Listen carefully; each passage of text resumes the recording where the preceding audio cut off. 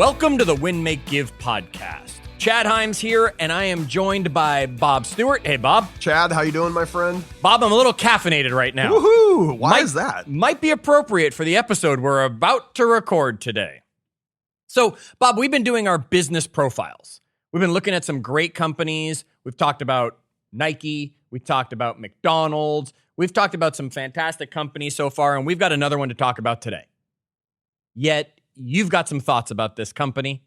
Well, Chad, I why did you do this right off the top here? Because it's fun. Well, they're a hometown. They're one of our companies, right? They're a Seattle-based company. Their very first store was in Pike Place Market. Was it, though? Well, okay, it was. But when you go there today, and if you ever been to Pike Place Market, they have the first Starbucks. It's located down in the market. It's not actually the first location. It was in a different location previously. They moved it there. And, I went on a tour recently of Pike Place Market, and they have all these rules for how a store can actually be in the market area. And one of the rules is their first location ever had to be in Seattle. So they qualify. They had a different location in the market. But just know, if you're ever at the market and you go to that first Starbucks location, it's actually the oldest one now, but it wasn't the original location. I think it's interesting also because it's really small. Yeah. If you've been in there, it's really small. And I think I understand why, now that we've done a little more research into the company, that they actually weren't a sit-down coffee place at first, Bob. That's right. What Starbucks originally did, Chad, is they sold coffee beans. That was it, right? You couldn't go in there and order a drink. They sold you your beans.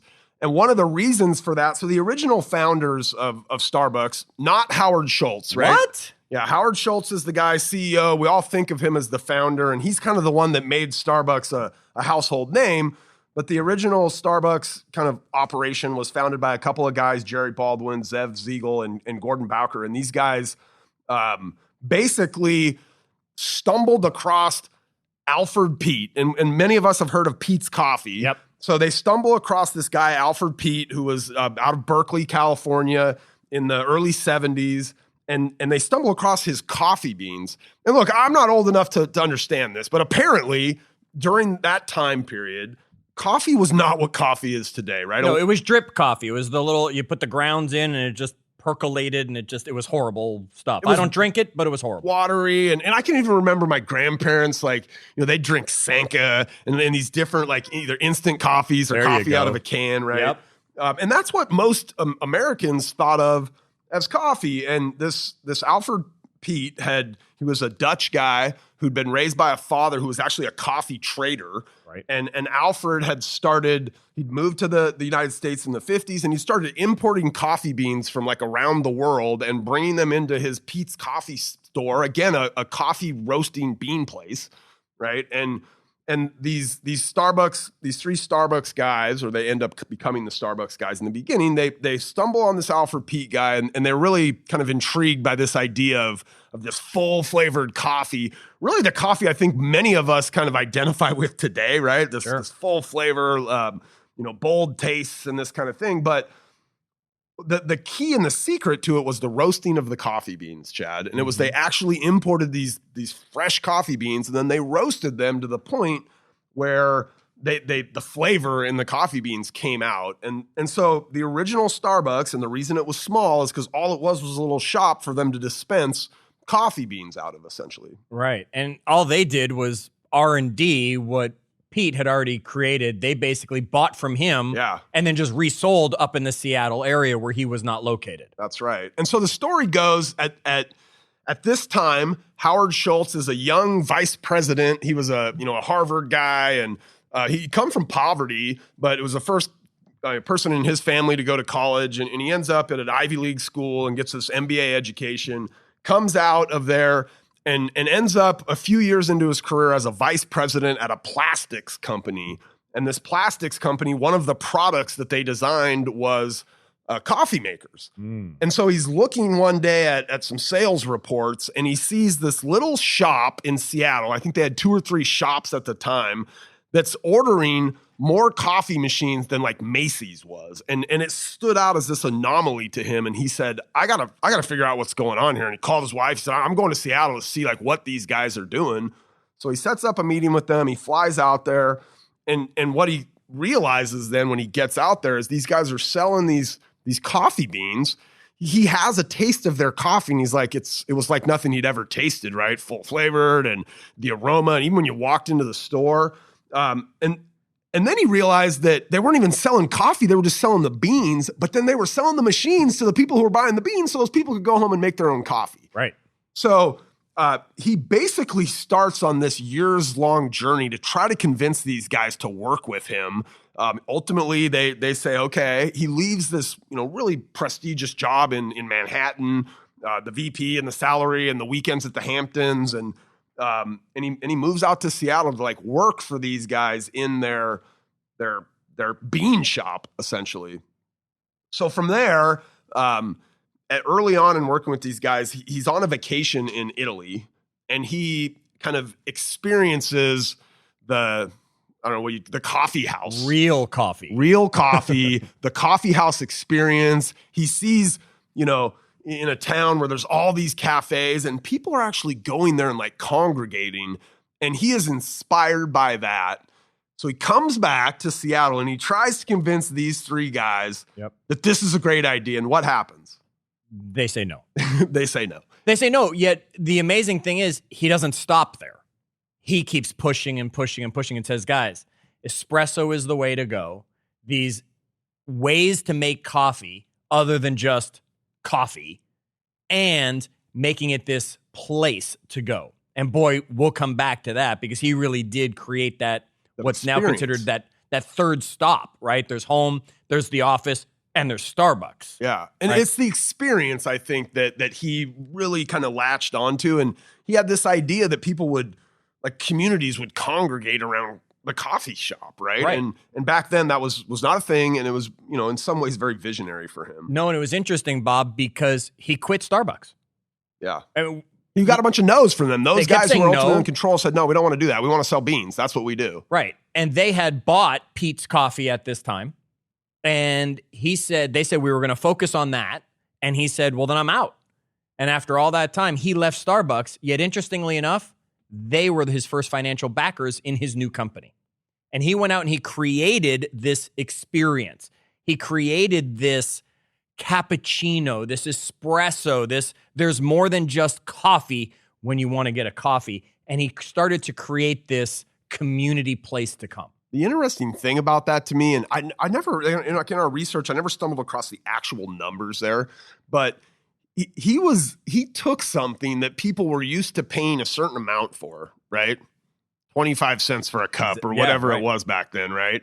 And he turned it into something where he got them to pay $2, $3, $4. And today we pay $5, $6, right? For a cup of coffee at Starbucks. Like that idea just in itself is somewhat brilliant. Absolutely. And we'll definitely come back to that as part of one of the things that he's done as we keep looking at it, just giving you the history here.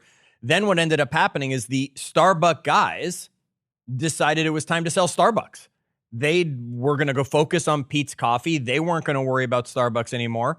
And so, long story short, they sold it back to Howard because he always believed in Starbucks. Yeah. And then he truly became the owner of Starbucks at that time in the early 80s. And then Starbucks became his mission to become that household name that everybody knows today when we talk coffee. What is the Starbucks mission, by the way, is to inspire and nurture the human spirit, one person, one cup, and one neighborhood at a time. So it really was this idea of like, it wasn't just like you come here and you drink coffee, like you come here to be inspired, right? To sit down in a quiet place and do your work, but it was like this idea of a place that we come together, right? As a neighborhood or even as a person showing up there. Yeah. And Bob, let's talk about that right now, because he did become that third stop, as I mentioned already. There was the home, there was going to work, and then there was Starbucks. I mean, how regular is it nowadays for us to say, let's just meet at Starbucks? Yeah. Right. And people would. You don't even need the home office. Starbucks became one of the first places to provide free Wi-Fi. They wanted you to come there and just stay all day because they knew you'd kept drinking and you'd keep buying the things that they'd have. And that was, by the way, today that, that's obvious, right? But back then, when you got coffee, you got it like at a Dunkin' Donuts and you grabbed it and you left. Right. Right. And really anywhere you got coffee. And we still have that, that concept here. You've got all the drive-through coffee stands and all that stuff. Yeah, where we live, you can't throw a stone and not hit a coffee place. No, yeah. There's buildings in Seattle that have multiple Starbucks in the same building, right? They'll have one on the third floor and the first floor, like the front side of the building and the back Just side stupid. of the building. And the building next door will have the same thing, right? Like, Just stupid. we're going to talk later about some of the cities that have the most Starbucks in them. I'd be shocked if Seattle's not on the list, but we'll see. We'll see. And I quiz you when we get there. Yet, absolutely, he created this experience, Bob. He created this opportunity to come together, to congregate, to not just grab your coffee and go, yet grab your coffee and have a conversation. Get to know your neighbor. Get to know those people that worked near you. Get to know those people who had similar likes to you, because here they were dressed like you at the same Starbucks. They must be going to the same gym or going to an office nearby just like you. How often do you, maybe not in today's world as we're being a little COVID safe, but how often would you have just had a meeting at a Starbucks instead of forcing someone to come to your office or going to theirs? Once a week, probably. At least, right? Yeah. It's amazing how many times people just stop and say, well, my office is the Starbucks.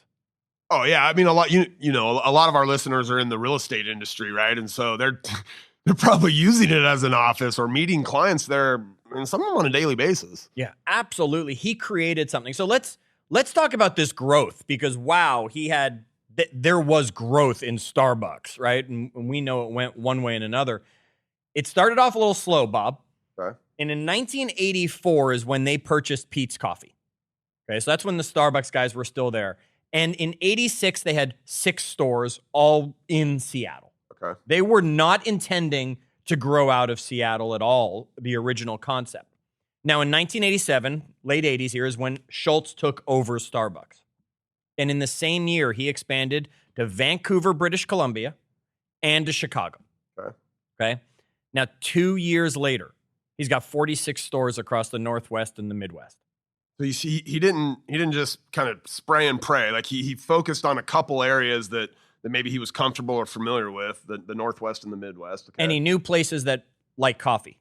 Okay. And wanted coffee. I mean, you got to think, if I'm going to sell coffee, I should probably sell it in a cold, rainy environment. That's probably a place like Seattle, like Vancouver, British Columbia, and like Chicago. Yeah. Right? And then, he starts concentrated in cities, right? Where you have lots of business people on the go, in environments where people would come and do business meetings and those sorts of things in there. So he really understood kind of who his perfect customer was in the beginning. It was that business person on the go. So they'd stop in there in the morning and grab a cup, but they'd come back after lunch and have a business meeting there too. Correct. Or that cup for maybe the train ride home. Yeah. By 1989, so now 2 more years, I said he had 46 stores. Now we flash forward 2 more years and we're into the early 90s, about when he's about to go public. Okay. All of a sudden, they're at 140 outlets. Now, Bob, they doubled that over the next 2 years with all the money they raised when they went public to sell shares. Okay. It just kept doubling and doubling in size. Now, we've talked about this on many episodes. We've talked about this in the past, that growth comes slowly and then suddenly. Yeah. Right? It's going to be slow. You don't even notice it. You don't even notice it going from 6 stores to now all of a sudden you had 40 stores. So that's big growth, but really over the grand scheme of it, it's not. And then all of a sudden to get over 100. He's doubling every 2 years. All of a sudden he's doubling. And I think you saw a stat that for a while there, they were opening stores at a ridiculous pace. It was like 15 years they were opening 2 a day on average. Amazing, right? Yeah. And so we've got we're looking at this graph here that kind of shows the growth. And we know what an exponential curve looks like. That's an exponential curve. Absolutely. And it wasn't until 2008-ish when the crash came that Starbucks kind of put the brake on the growth and kind of had to go backwards a little bit and reevaluate things. It's interesting. We had an episode recently about McDonald's, right? And it was just amazing going through this. Everybody thinks Ray Kroc was kind of the founder of McDonald's, right? And he wasn't. Everybody thinks Howard Schultz was the founder of Starbucks, and he really wasn't. Yet, Bob, where was it that McDonald's went first? Do you remember? Japan. Okay. Where was it Starbucks went first? Japan. Amazing, right? Look, business people at this level, that they're leaving very little to chance. So I think that Starbucks franchise model probably made a lot of sense to Howard Schultz looking around and going, well, McDonald's did it there. And the reason we talked in the McDonald's episode about why they did it in Japan, right? There was this culture of kind of adhering to the rules, right? And so if you've got these brand guidelines, you're bringing a franchisee on, you want that experience to be the same, you know, as close to the same in Japan as it is in Seattle, right? Japan seems like a good place for you to start your operation of expanding. Yeah, and now, I mean, they're everywhere. I mean, and we'll talk again about their top 10 locations, but they have grown to everywhere. The UK, the Philippines. I mean, there are very few countries they aren't in. You know, another thing that I found interesting, we haven't done an episode on Apple yet, even though we're all Apple lovers. I've got 2 of their devices within arm's reach. I got 2, and Ben's usually walking around with like 3 different pairs of just AirPods in his hands ready to go. So he's always Appled up. Yet we all know when we think about Apple, Steve Jobs was removed from Apple as the CEO, came back to Apple years later, and he came along and said, we need to fix the focus of this company. This company has gotten too distracted with all these potential things we need to do. Well, Howard wasn't necessarily forced out of Starbucks, yet he did step down as CEO during like the end of the 90s, right around 2000. He stepped out as being CEO. I wonder if it was the same time he bought the Sonics. Interesting. I have to do a little research, find out. We'll come back to that one. I have a few comments. We'll do the NBA as a company maybe for you, Bob. All right, so, and then in 2008, when the recession hit, really started to hit around the country, Howard looked up and went, I need to go back and fix this. Same way Steve Jobs returned, the first thing Howard did, he didn't necessarily cut products the way Steve had to at Apple, but I was amazed. One of the first things he did was he closed every Starbucks across the country for 3 hours one Tuesday afternoon. Really? Yeah. He closed every Starbucks across the country because he didn't think they were following the models and systems properly. The whole thing Starbucks wanted to be known for, and it's one of the things that made them a business that was worth studying, that we'll talk about, is that consistent brand. And what it meant was, just like we talked about, if you go to any McDonald's, your cheeseburger is going to be the same. Yeah. Your Big Mac's going to be the same. I can blindfold you. You couldn't tell me what city you were in. It would be the same. The same was supposed to be true with Starbucks. That any city you went into, you ordered a whatever, it would taste exactly the same and you knew what you were going to get. And that would be a hazelnut venti latte for me. Is that your order? Yeah, that's my order. Yeah, everybody has one. And we're going to ask you, join us in the Facebook group, facebook.com/group/winmakegive. Let us know what your Starbucks order is. Mine, Bob, it's a tall chai latte, non-fat milk, no foam, no water, Dave. 190 degrees, double cupped. He's one of those. I'm that guy. You did the 180 degree temperature? 190 degree temperature. Now, can I tell you why? Tell me why, please. We haven't had him on this episode or on this podcast yet, but we did have him at the first Win, Make, Give ever. And that's the gentleman who founded Woods Coffee, which is very, very popular in the Bellingham area specific. Yep.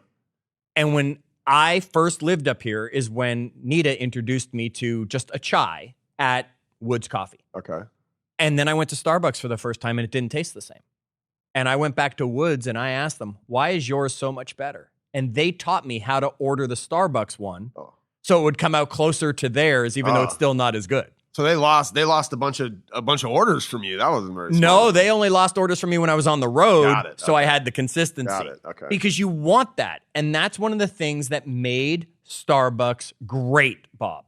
We were talking about it when we were looking at them. One of the things they do is they made a consistent brand experience, and Howard thought they'd gotten away from that. So he closed every store across the country for 3 hours to retrain them on how to make a cappuccino, an espresso, the frappuccino, the whatever drinks they were making at that time.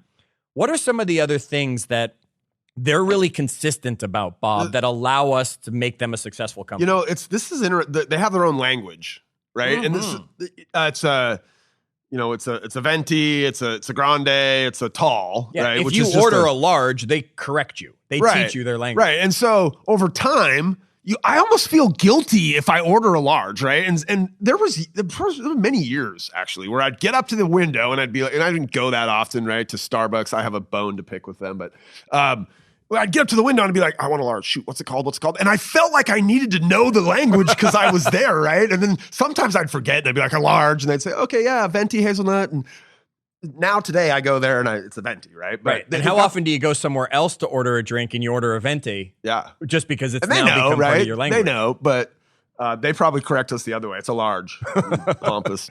Yeah, they have their own language. What else have they done to give us that? Okay, so they're making the same drink again and again and again and again, no matter where you are. Doesn't matter if you're flying somewhere, you're going to get it. They have their own language. What else are they doing for that consistent brand experience have you found while we were doing our research? So each store, and I've been into Starbucks all over the U.S. I've been to some international Starbucks. They all have kind of the same feel, but it fits into the environment of where you're at. So I'll give you an example. You walk into a Starbucks, they all have round tables. So you've got some sitting areas, right, that kind of invite you to stay, right? I mean, like plush seats, right, with tables and a little lounge area. Yeah, lounge area. They're comfy. Like when I walk in, if I'm going to be staying, I'm hoping one of those lounge areas is open, and sometimes I feel bad because there are always kind of two seats. Like if there's somebody in one of those, I'm like, should I take that other one, or is that a little too weird or close? Or, but they've got that loungy feel that makes you want to stay potentially. Then they were real particular with the round tables. There's a reason that the round tables were put into these so that individuals, if I went in there by myself, apparently when I sit at a round table, I feel less exposed, right? I don't feel like I'm waiting for somebody. Like I'm here waiting, or I'm by myself, or it's weird. The round table, if there's multiple people around, it's going to make it feel more cozy. Right. But if I'm the only one there, it's going to make me feel less alienated. Interesting. And there's some psychology and some studies behind that. So, but just the experience of walking up and ordering, right? It's consistent no matter where you go. And then they start to build in little things that, from the building design, for example, where the building kind of fits into the area. We were looking at some of the kind of cool, the really kind of out there concepts they've done. Yeah. We've got one here in Tukwila, Washington, which is a real industrial. It's kind of this it's a strange little city where it's mostly zoned industrial. It's just south of Seattle, and that Starbucks location is a bunch of shipping containers. It looks like super industrial, right? Yep. So they built it out of shipping containers. Now, when the experience inside is more similar to what it would be, if you walked into any store, but they kind of meld into the landscape of the area that they're built in. And some of those are just office buildings. Right? They just look like the office building, and some of those are actual storefronts that kind of, but they always kind of fit into the community in which they're built in. But when you walk in, you're in a Starbucks. Doesn't matter what the outside of that thing looks like. I think as we extend, Chad, that idea of a kind of consistent brand experience, I think what you get out of that, and what Starbucks has done, I think, an amazing job with, is the next step of that consistent brand experience is we want to create customer loyalty. Like that's why you make a consistent brand experience, right? I'm going to go to McDonald's because they make the cheeseburger the same every time. I'm going to go to Starbucks because I know it's going to be the same hazelnut venti latte. Yep. But they do some other things to create customer loyalty. Yeah. And like, what are one or two of those things? Well, I love that my name's not that hard to spell, so I'm okay with this one.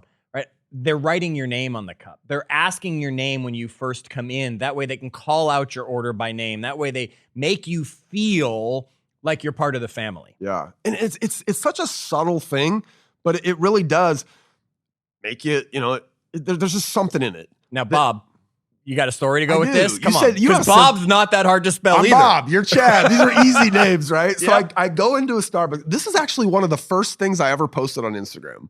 I go into a Starbucks. This is 2009 or 10, whenever Instagram came out, right? I go into Starbucks. Now I got to go scroll his account. And I've been into this Starbucks. I lived in Bellevue, Washington. I'd go to the same Starbucks, right? I go in there. I order my coffee. I don't pay any attention. I get out to the car. I look at my cup, and it says Mob. Mob. Not Bob, Mob. But it doesn't say MOB. Like if I was going to say, it said MAUB. So I'm like, what? Like seriously, not only did they hear mob, they spelled it MAUB. Like this is nuts. So I take a picture of it. And like I take a picture of it. I post it on my Instagram and the Facebooks, and here's the reality, Chad. I learned this years later. They do that on purpose. Of course they do, Bob. What? I didn't like when I realized that years later. I heard the story or whatever. Right? I was like, oh, those dirty rats. Because I went out and like I don't know how many. Like it was way back then. Who knows how many people were connected to me on those places? But 15 or 20 people saw Starbucks brand on the cup when I posted my picture of my misspelled name. Right? So I mean that's. And look, I bet most people listening on here have either had their name spelled wrong or have seen somebody post a picture with their name spelled wrong. Absolutely. It's smart move that they have, creating that customer loyalty, right? We also said, so they ask for your name, which makes you feel like part of the family. Yeah. Sometimes they intentionally get your name wrong. Yeah. Okay. They're always consistent. That is one thing for sure, that they are consistent about making your drink from place to place to place. I love that the baristas actually do their best to remember their regulars. Yeah. It almost feels like when I walked into a Starbucks that was near our house when we were living in Atlanta, because we didn't have Woods Coffee, so that's where we would go regularly, I felt like Norm on Cheers. I mean, we come walking in, and by the time I got to the cash register to pay, our drinks were ready for us because they knew what our order was going to be and had it ready. Bob, what are some of the other things that they're doing to create that customer loyalty? So their app is awesome. Yes, it is. It's super awesome. I think the thing I like the most about it, like, so I take my boys, we go back to McDonald's. I take my boys to McDonald's. We try once a month. It's like a special treat. They get a Happy Meal. All I can do on the McDonald's app is pull up a coupon, right? Okay. On the Starbucks app, I can pay. Yep. So, and they make it really easy. Like, I don't know. I don't even remember connecting my card to it, but I did. Right. and now it's just at $25 at a time, right? Every $25 they go, hey, you need more money in here. And I just hit the button and it fills it up. The crazy thing about that, you think about how many people are sitting there with that money so Starbucks is just sitting on that money, right? It's probably the tens or hundreds of millions of dollars they're sitting on that they can then take and invest and do whatever with, right? But the idea that I can pay in the app, I love it. Yep. I love it. Like, so sometimes, Chad, and I've got a couple, I don't always go to Starbucks, okay? And maybe again, I got a bone to pick with that. All right, we'll get to it. There's this one, I hesitate to even bring this up, but I will. I don't know how many places around the country this is a thing. In where I live, in Kenmore, Washington, there's a Starbucks, and then there are 3 drive-through coffee stands. Mom and pop. There's coffee 4. Stands. No, Chad, these are not mom and pops, Ooh. buddy. These are like these bikini barista places where they've got these baristas in there that like have no clothes on. And I look, when I was in my early 20s maybe, or like young and dumb and nice cover, Bob. Right. Like, but I'm uncomfortable. I don't like to go to them. It feels exploitive or something. I don't know. But so there's it's one. because you're a parent now. Yeah. There's one that's not like that. Okay. Right. But so I could go sometimes to that one, and I do sometimes, but when I leave the house without my wallet and all I have is my phone, which I never leave the house without, I got to go to Starbucks. It's literally the only thing if I'm hungry, I can't go to McDonald's. Nope. I got to go to Starbucks. That stupid app and the $25 easy reload on my phone has basically created customer loyalty. And they're giving you stars. Oh. So you're earning free. And I got to tell you, Bob, I had at one point, I don't know how many hundreds of stars because we were just like storing them up. And now they're slowly fading away because I haven't used them. Oh, they fade away? They fade away. They expire after a time. If you remember back when, Starbucks used to give you like a birthday week and you could get a free drink. Okay. Then it became like 48 hours before your birthday. They said, come get a free drink. Now it's on your birthday. Okay. You get that notification that morning and it's expired that night. I mean, I'm in the app right now. I have 275 stars, which could get me a free coffee. Pretty sure. Details. Let's see. Yeah, give me a free coffee. It'd actually get me a sandwich, I think. Yeah, I get a lunch sandwich. See? I don't even use it. I just stack them up. But now I'm glad you told me they fade. Expire. All right. Yes. See, just like the money that we're giving them in advance, we don't always use the stars. One of the things I love about them that's always created loyalty is the customer is always right. Yeah. And they believe that at Starbucks. If you sip your drink and say, nope, it's not hot enough on mine, or no, that tastes like you did. They don't even question you and say, no, I made it like it's that. They take it from you, they throw it away, and they immediately start to make. You know why they can do that?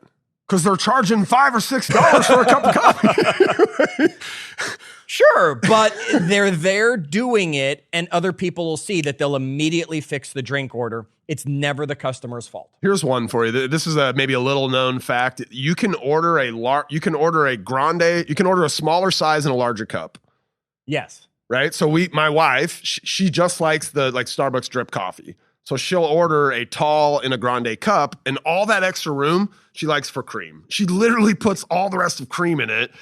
So that's what she does, right? They don't charge her for the tall or the grande. They charge her for the tall size, even though they give her the grande cup. So they do all these things. I don't know. To me, it's very like Nordstrom-like, right? We've got Nordstrom around here as well. They're started in Seattle. You can take shoes back at Nordstrom like 3 years after you bought them, right? Right. And you can take tires. That's the story. They don't even sell them, but you can bring tires back, Yeah. and there's a great story about that. All right, Bob, so you just mentioned the drink sizes. Can you name the drink sizes at Starbucks? Tall, grande, venti. But there are, Okay, that's only 3 of the 5. There are 2 secret sizes. Do you know what they are? No, I don't. And the funny thing is I came across this when we were doing the research. I just can't remember what they were. So we have one called the short, which is 8 ounces instead of 12 ounces. So smaller than the tall. They have a short. Okay. And then on the other side, Bob, they've got the 31 ounce. Your venti is 20 ounces. Okay. So you go all the way up to a 31 ounce Trenta. But I do remember that's only cold drinks they serve in that. They do have a venti iced 24, which is for only the iced. And now they are going to have a 31 ounce Trenta. Just so you know, it's that's secret sizes. I'm already shaking from my venti, buddy. That sounds like a lot. A lot of caffeine. All right, so Bob, they've created consistency in brand. They've created customer loyalty. But I think one of the things that I love about Starbucks is they don't look at their customers as their customers as much as they look as their employees as their customers. Yeah. And they do an amazing job of taking care of their employees. I know you were doing a little bit of look into the benefit package. They have an amazing benefits package for employees. So if you work 20 hours at Starbucks, which should, in any other part-time, any other industry, any other job, any other company, right? That's part-time, right? And in order to qualify for healthcare in most businesses, you have to be a full-time employee, not at Starbucks. If you work 20 hours a week or more at a Starbucks, you get healthcare. And I think that's, some people would argue it's a kind of a universal right, but I think it's amazing that they've kind of taken that stand with their employees and realize that, because here's what you end up getting then, right? You get some part-time people where that healthcare is like covering their family. Again, we work with a lot of real estate agents. I bet there's plenty of them out there that have, a spouse that spends some time, making coffees at Starbucks because of that healthcare, right? And we all know how expensive that can get. So I think that's amazing. There was actually, it's been a few years, in the kind of late 2000s, they spent more annually on healthcare than they did on coffee beans at Starbucks. That's amazing. Yeah, $300 million that they would spend on healthcare, which is actually more the entire operation spent on coffee beans. So you can tell that they really pour into those employees. And I've got a friend that is a manager out of Starbucks, and he started there 12 years ago and was just a barista? Yeah. I don't even know if he's a barista. I think you got to train him. I think you just run the cash register or something, right? But, cleaning up my wife's spilled creamer out there or whatever. No, but they have a really great training program to bring people in and through. A lot of those, especially in this area, a lot of the people that kind of raise up inside the stores there's a path for them to get to the corporate office. Yep. So they do a lot of things for their employees that really create loyalty. And look, the reality is, tons of Starbucks employees aren't going to spend their career there. That's kind of their first job, and they're going to go on to different things. But they do have a path inside the company to take really good care of their employees.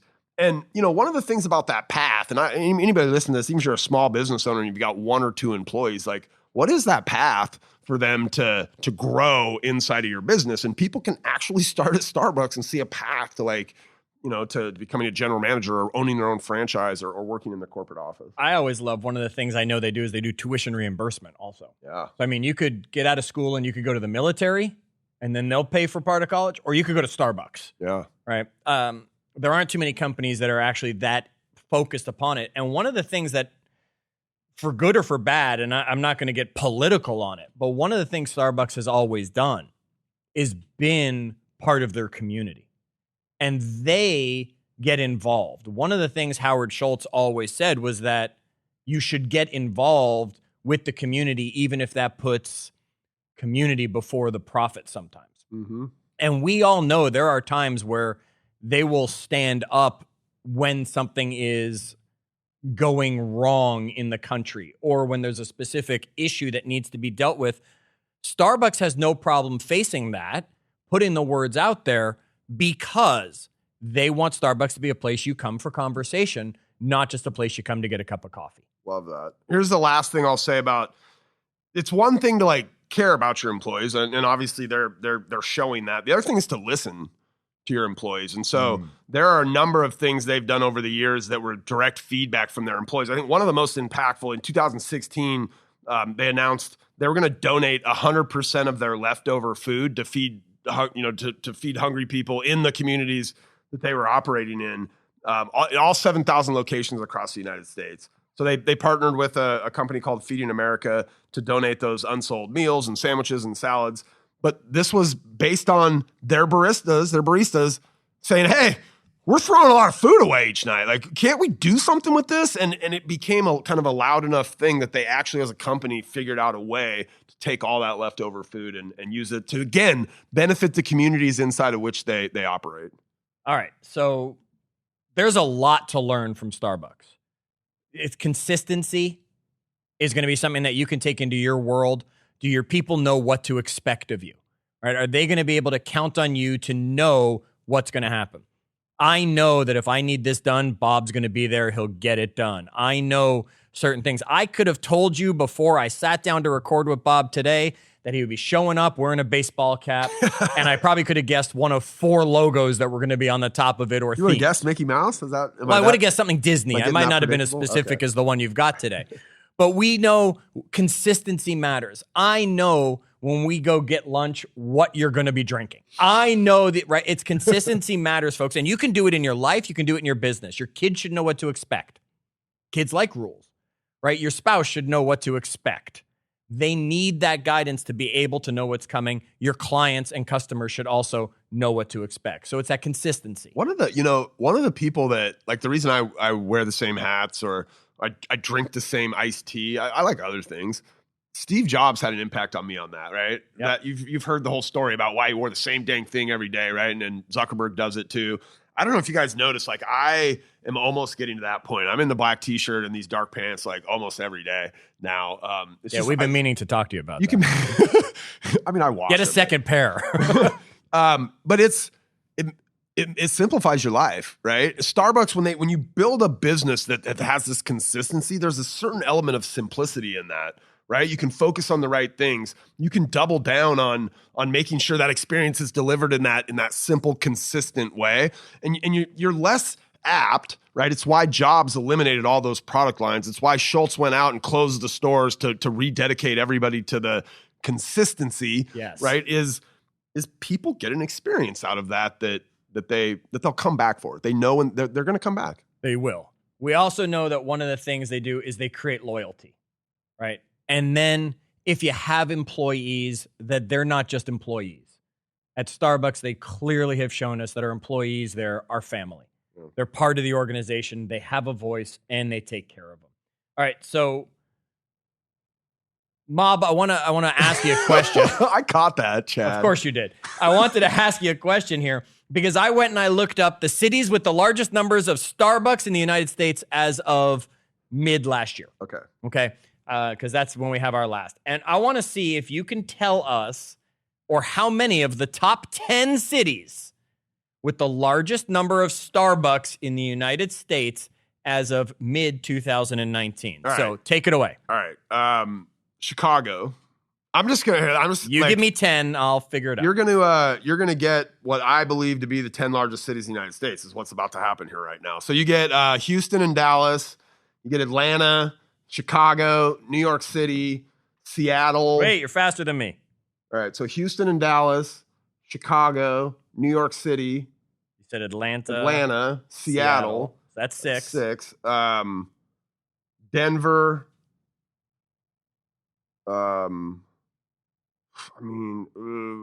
Let's say Orlando because they got all the convention stuff there and all that. Washington, D.C., although I doubt that one's on there. And my number 10 is going to be, I'll just say Portland, Oregon. All right, Bob. I'm proud to tell you, you got 5 out of 10. 5? That's all? 5 out of 10. That's an F. 5. That's an F. 5 out of 10 of the top 10. All right, so here we go. Let's start at number 10 with our list. Do not insert David Letterman top 10 music here, Dave. All right. The 10th city with the largest number of Starbucks in the United States was San Francisco with 93 stores in San Francisco. All right. Okay. I totally missed California. LA, San Francisco. Yeah, you missed what am California I doing? here. All right. You also missed this state, Bob, and that's number 9. We come in at Phoenix. Oh, I lived there. Phoenix, Arizona. Coming in at number 8, you did get Portland, Oregon. Really? That was actually my throwaway answer. Yes, it was. You squeezed one in at the end. Otherwise, you only had 4 That's at like that an time, F Bob. minus. Good thing you guessed correctly on that. Number 7, Sin City itself, because people Vegas. want to stay up caffeinated all night long, obviously. Las Vegas. I want another shot at this. Those were some of the worst answers now that you're saying this. Number 6, you got correct, and it's hometown starting Seattle. in Seattle. You did miss California. I don't know how it's only number 6. I swear to you guys, there are multiple buildings downtown Seattle that have like 2. I think there's a building with 3 Starbucks in it. Like there are 133 Starbucks in the Seattle area. Okay. All right. Number 5, you missed California and Los Angeles. Los Angeles, sure. Yes, of course. Stupid. So dumb. It's the 2nd largest city, 3rd largest city in the United States. Oh my goodness. And number 4, you missed another California, San Diego. Yeah. All right. You did get number 3 of Houston. Sorry. You did get number 2 of Chicago. And I got number 1. And then with 241 locations, number 1 is New York, New York. So nice, they named it twice. Bob, an interesting study looking at Starbucks. Before we get out of here, give us your one last Starbucks thought. Are you joking? You know, okay, here it is, Dave. Dave wants to hear it. He's a Seattle Supersonics We've all fan. been waiting. Howard Schultz owned the Seattle Supersonics, and he sold them. This has nothing to do with the company. This sold is them. personal. He sold them as personal. And 1 year later, they left town. So we've been here how long, Dave? 12 years now? 11 or 12 years with no NBA basketball team. I'm raising children. They don't know what NBA basketball is. Like, so there was a number of years where I did not go to Starbucks. It was probably 6 or 7 years that I didn't. You wouldn't go to Starbucks because he owned the basketball team and sold them? Like Correct. that, it was just that personal. Correct. Yes, absolutely. It was that personal. I've gotten over it for, I don't know. I feel a little guilty, by the way, every time I go there, but I'm over it. And listen, the reason I'm over it is because they're everywhere. It's a consistent brand experience. I know they're never going to forget my hazelnut, and it's never going to be too sweet or too not sweet, right? Like, so damn them. All right. Well, on behalf of myself and Mob over there, we want to remember there are amazing lessons to learn from these amazing companies that are out there. We hope that you'll take this episode, go sit down at a Starbucks, listen to it, share this episode with the person sitting near you who looks alone at a round table at a Starbucks while you're enjoying your tall, venti, grande, whatever your order is while you're there. And until our next episode, wash those hands. And as always, do good.